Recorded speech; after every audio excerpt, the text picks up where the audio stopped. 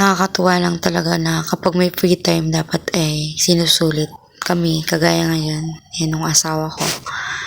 Nagkaroon kami ng free time dahil holiday ay namasyal kami or gumala-gala kami sa labas. Maganda rin magkaroon ng bonding paminsan-minsan, lalo't may free time. Sinusulit dapat yan kasi mas marami ang panahon ng pagtatrabaho kaysa panahon ng pagre-relax. Ayan po yung aking mama. Pagkakasama po kami pati ng aking mga kapatid. Simpleng gala-gala lang. At banding-banding. Siyempre di mawawala ang konting salo-salo.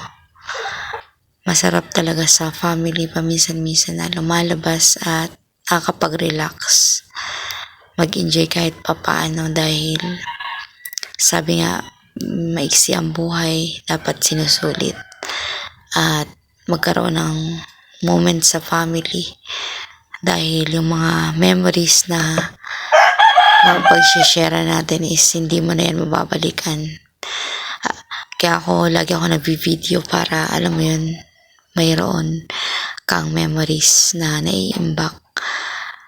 Sipagan natin mag-ipon ng memories habang bata para sa ating pagtanda meron tayong mga pwedeng i-throwback or mabalikan.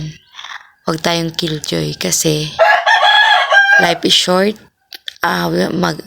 I-enjoy natin ang buhay nakasama ang ating family at the same time.